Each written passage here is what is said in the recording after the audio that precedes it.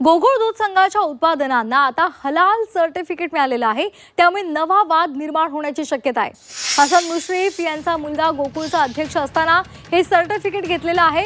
हलाल सर्टिफिकेटची गोकुळला गरज काय, असाही सवाल वर्तवला जातोय। त्याचबरोबर निवडणुकीच्या तोंडावर हा मुद्दा आता गाजणार आहे। तूप, लोणी, दूध पावडर यांना घेतले आहे हलाल सर्टिफिकेट, त्यामुळे आता या सर्टिफिकेटमुळे मोठा गोंधळ आणि राजकीय वर्तुळातून प्रतिक्रिया उमटण्याची शक्यता आहे। प्रताप नाईक आपले प्रतिनिधी आपल्यासोबत जोडले गेलेले आहेत। प्रताप, इतक्या दिवसांमधून आता हलाल सर्टिफिकेट गोकुळ दूध संघाच्या उत्पादनांना मिळालेलं आहे आणि त्यामुळे आता वेगळा वाद या निमित्तानं पुढे येण्याची शक्यता आहे।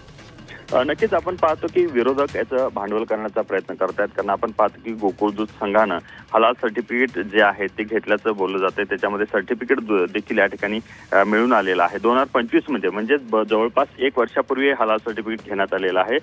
त्या सर्टिफिकेटची गरज काय, अशा प्रकारचा सवाल उपस्थित करण्यात आलेला आहे। हसन मुश्रीफ यांचे चिरंजीव नावेद मुश्रीफ हे अध्यक्ष असतानाच हे सर्टिफिकेट घेण्यात आलेलं आहे। त्यामुळे अशा पद्धतीचं जर सर्टिफिकेट घेतले जात असेल तर आम्ही गोकुळच्या प्रोडक्टना बायकॉट करू, अशा प्रकारचं सुद्धा या ठिकाणी विरोधक किंवा हिंदुत्ववादी संघटना आक्रमक होताना दिसतात। पण एकूणच आपण पाहतो की या संदर्भात गोकुळचे नेते हसन मुश्रीफ नेमकी काय भूमिका मांडतात ते पाहणं महत्त्वाचं आहे। पण गोकुळच्या निवडणुकीच्या तोंडावर हा मुद्दा समोर आल्यानं एक विरोधकांना वेगळी ढाल मिळालेली आहे। त्या ठिकाणी आपण पाहतो की गोकुळच्या निवडणुकीत महायुती म्हणून निवडणूक लढवत असताना हसन मुश्रीफांच्या विरोधात या ठिकाणी भाजपच्या वतीनं म्हणजेच आपण पाहतो की शिवाजी पाटील हे भाजपचे आमदार आहेत, ते असतील किंवा गर्जना संघटना असेल, यांच्या वतीनं आक्षेप नोंदवला जातोय। एकूणच आपण पाहतो की अशा पद्धतीनं गोकुळमध्ये हलाल सर्टिफिकेट आणण्याची गरज काय होती, त्याच्या पाठीमागचा उद्देश काय, अशा प्रकारचा सवाल उपस्थित केला जात आहे।